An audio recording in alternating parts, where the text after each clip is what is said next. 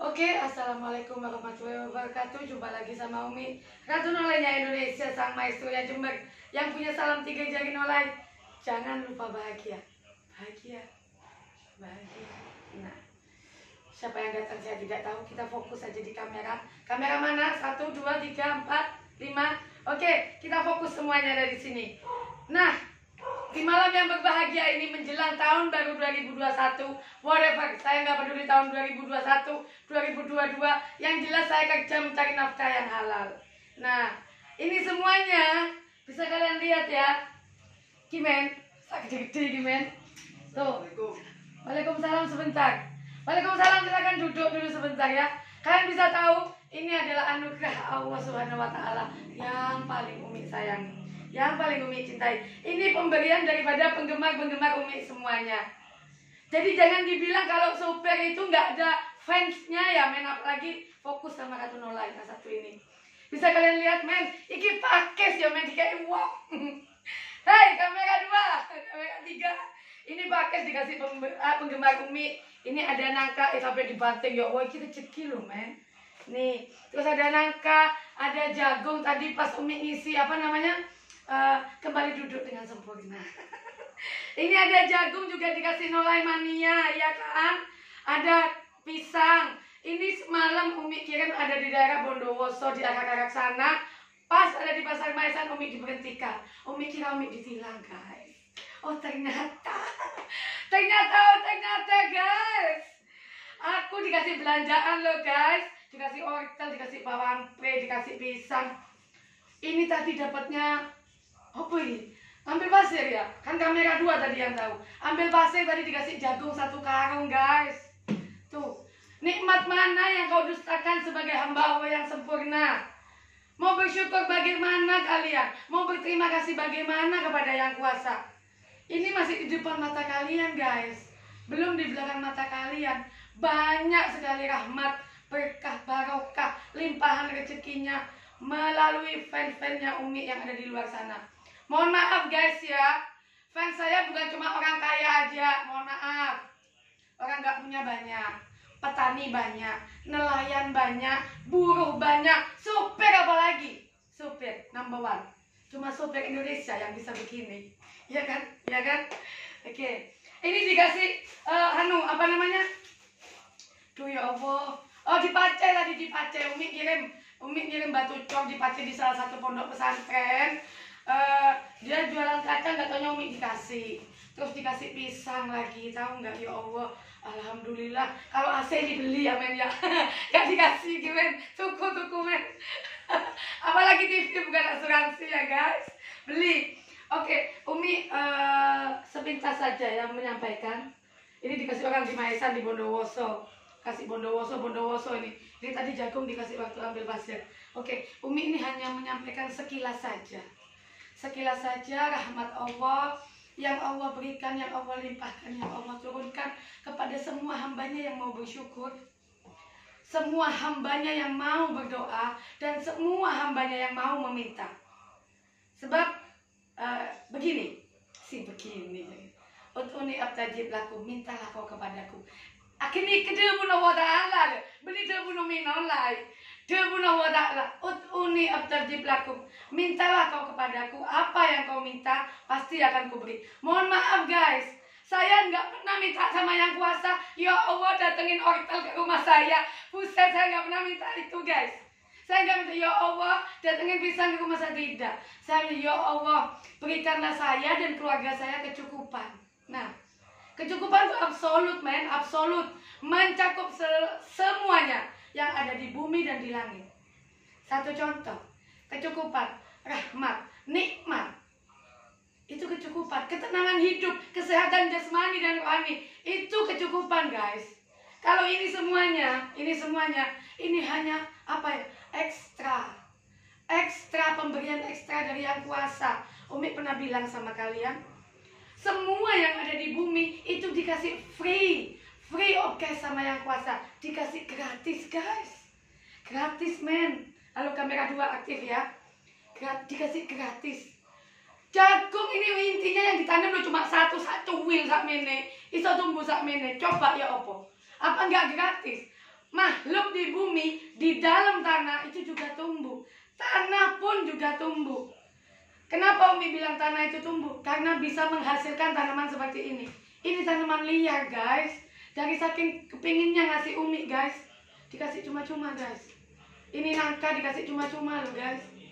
Bukan yang kuasa datengin rezeki langsung dari langit. Nangka, pakai jagung, pisang, wortel, bawang pre, telak, ada pohon juga. Pokoknya banyak ada di luar sana. Kalau seandainya dibawa ke sini semua, ya Allah, apa ya aku tadi welijo, men? Enggak jadi welijo. Tapi rahmat Allah, alhamdulillah, alhamdulillah, Umi bersyukur. Banyak orang di luar sana, walaupun dia sudah banyak temannya, ada pangkatnya, tinggi jabatannya, gajinya besar, belum pernah ya, men, belum pernah dikasih sama penggemarnya seperti Umi. Belum pernah. Karena apa? Karena Umi baik sama mereka. Umi welcome sama semua orang. Dan satu hal, Umi tidak pernah membeda-bedakan kasta. Mau kasta darah biru, darah merah, darah hitam, darah ungu, darah rainbow, darah bercampur-campur, apalagi darah haram, semuanya adalah teman saya. Intinya orang hidup itu al-muslim, ahlul muslim. Orang muslim itu bersaudara. Jadi kamu jangan pernah ngelihat status sosial mereka. Oh itu sopir, orang nggak punya, orang melarat. Jangan. Oh itu buruh, orang nggak punya, orang melarat. Jangan. Oh itu tukang becak, pasti miskin, nggak punya apa-apa. Belum tentu. Tukang becak banyak loh, lebar sawahnya. Buktinya yang dikasih, ini loh Umi dikasih. Lebih enak Umi loh hidupnya. Mereka itu berjualan di pasar, coba kalian pikir. Yang satu bertani ada di ladang, yang satu cari ada di alas. Iya kan? Ini ambil dari tetelannya. Orang nggak punya semua yang ngasih Umi, men. Ingat, orang nggak punya belum tentu nggak punya hati. Orang kaya belum tentu punya hati. Mohon maaf, saya nggak nyindir orang kaya ya guys, nggak menyindir. Ini semuanya kita ngomong real aja. Orang nggak punya bisa sedekah. Orang nggak punya bisa memberi hadiah. Pedagang di pasar bisa ngasih oleh-oleh sama Umi. Dari saking kepengen ketemunya Umi. Umi, saya lama nggak ketemu sampean. Saya lihat sampean di YouTube. Makanya saya terpaksa berhentiin sampean. Saya nggak mau ngerampok sampean, Umi. Saya cuma mau ngasih ini oleh-oleh buat Umi bawa pulang, buat Umi kasihkan sama anak-anak Umi. Alhamdulillah. Rezeki yang Allah limpahkan luar biasa. Saya nggak bisa ngomong luar biasa. Luar biasa. Sampai entek suaraku, iya kan? Itu nikmat Allah. Jadi nikmat Allah itu meliputi semuanya. Langit, bumi beserta isinya, tumbuhan, hewan, semuanya. Yang di laut, yang di darat, yang di atas langit juga, semuanya. Jadi kalau kita sebagai hamba Allah ya, bukan hamba harta, mohon maaf. Hamba Allah, kurang bersyukur bagaimana kita? Kenapa harus menjalankan perintahnya Allah? Kenapa harus mengambil larangannya Allah? Jalan ke neraka itu gampang guys. Jalan ke surga jauh lebih gratis, jauh lebih gampang. Intinya kita berbuat baik aja udah dicatat. Kita belum melakukan kebaikan, masih mau berbuat baik guys. Oh iya, saya mau nyumbang ke masjid. Oh iya, saya mau nyumbang ke pesantren. Kalau saya punya uang, masih mau. Itu sudah dicatat amal kebaikan kita. Kurang baik gimana coba yang kuasa? Allah Maha Rahman dan Rahim.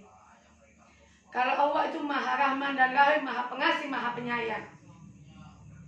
Kalau malaikat, apapun perintah yang dijalan, yang ditunjuk sama yang kuasa, apapun perintah yang dilaksanakan dan itu dilaksanakan, tidak ada kompromi, tidak ada konfirmasi, tidak ada damai, tidak ada cincai. Itu malaikat.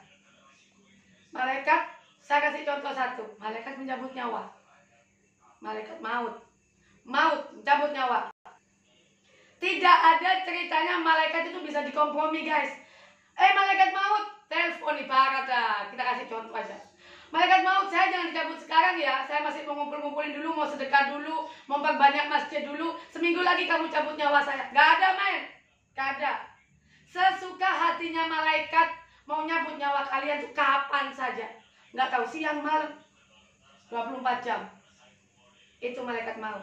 Tapi kalau Allah, sedosa apapun kita, sehina apapun kita, serusak apapun kita, Kalau kita mau bertobat, tobat kita akan diterima sama Allah. Itu yang dinamakan tobat nasuha. Tobat nasuha itu tobat yang tidak akan mengulangi kesalahan yang sama untuk kedua kali. Baiknya Allah sama malaikat nggak sama loh ya. Padahal malaikat ini makhluknya Allah juga, yang diperintahkan Allah untuk menjaga umat manusia, dan diperintahkan Allah Ta'ala untuk menguasai dunia dan serta isinya. Dunia dan akhirat serta isinya semua malaikat yang ditugaskan. Ditugaskan menjaga angin, menjaga siang, menjaga malam, menjaga lautan, menjaga kanan kiri kita, roket atid, menjaga kendaraan kita, menjaga jalan kita, menjaga harta kita, rumah kita, anak kita, semuanya itu ada malaikatnya. Tapi kalau malaikat tidak bisa dikompromi. Sekali salah tetap dicatat sama malaikat. Sekali kamu berbuat dolim tetap dicatat sama malaikat. Sekali kamu dolim sama saudara kamu akan dicatat sama malaikat. Sekali kamu jahat sama orang lain tetap dicatat sama malaikat. Apapun yang ada di dalam hati kamu, karena malaikat tidak melihat tampan kamu, tingkah kamu, jabatan kamu, yang dilihat adalah hati dan perbuatannya. Malaikat itu cuma catat hati kamu, lihat kamu apa sih? Karena hati itu tidak akan berbohong sama sekali. Kalau lidah bisa berbohong, kalau hati tidak bisa berbohong. Gitu. Itu bedanya malaikat dan Allah Subhanahu wa Ta'ala. Kalau Allah Subhanahu wa Ta'ala sungguh Maha Pemurah, Maha Penyayang. Umi kasih contoh. Pelacur yang rusak sekalipun, orang yang paling bejat sekalipun, peminum sekalipun, pemabuk sekalipun, pezina sekalipun, kalau mau tobat sama yang kuasa, Allah akan melimpahkan rahmatnya. Allah akan mengampuni tobat-tobatnya sebelum dia meninggal. Itu kalau Allah. Jadi Allah itu bisa dikompromi, guys. Soal kebaikan, soal husnul khotimah, perkara kita masuk surga atau masuk neraka, Allah wa'lam. Umi gak bisa menentukan, cuma Allah yang bisa menentukan. Ini saya kasih gambaran kasarnya saja. Dan kalau malaikat, apa kiranya malaikat bisa dikompromi? Nggak bisa. Malaikat kalau sudah tugas dia menulis, yaudah nulis saja. Dia istiqomah orangnya. Malaikat ini nggak punya nafsu, nggak punya pacar, nggak bisa ke salon, nggak bisa make up, nggak bisa segala macam. Malaikat ini dinamakan makhluk yang suci, karena dia nggak punya nafsu. Saya nggak pernah dengar malaikat pacaran ada di langit, nggak ada. Di dalam Al-Quran manapun, di kitab manapun, belum pernah ada saya dengar. Kalau Nabi punya istri, wajar, manusia dia. Walaupun dia memiliki kelebihan, walaupun dia dibilang utusan Allah, dia punya istri, punya anak, bisa berkembang biak. Kalau malaikat itu diciptakan dari nur, dari cahaya. Jadi tidak ada ceritanya malaikat itu punya nafsu. Jadi kalian jangan gak usah mimpi. Buat yang cantik-cantik di luar sana ya, mohon maaf ya, yang cantik-cantik, yang sok cantik juga, yang awatnya suka diumbar kemana-mana. Ya aku besok pacaran sama malaikat aja, kan gampang urusannya. Woi, salah guys. Jangan-jangan kamu pacarannya nanti sama Jennifer. Ya kan? Skip dulu. Nah, Umi sudah memberitahukan sama kalian tadi kilas balik tentang masalah malaikat. Ya, malaikat itu adalah makhluknya Allah yang diciptakan mulia, suci, tidak ada noda, dan tidak memiliki nafsu juga syahwat. Jadi nggak ada ceritanya malaikat punya istri, malaikat atau pacaran atau bagaimana, nggak ada. Jadi whatever, lupakan buat kalian semua yang memimpikan dapat malaikat kelak, nggak usah. Satu hal, Umi akan memberitahukan sama kalian, Umi tidak ada maksud untuk menyindir atau bagaimanapun.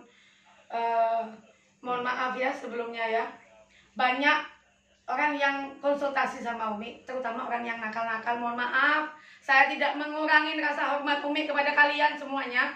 Mohon maaf ya.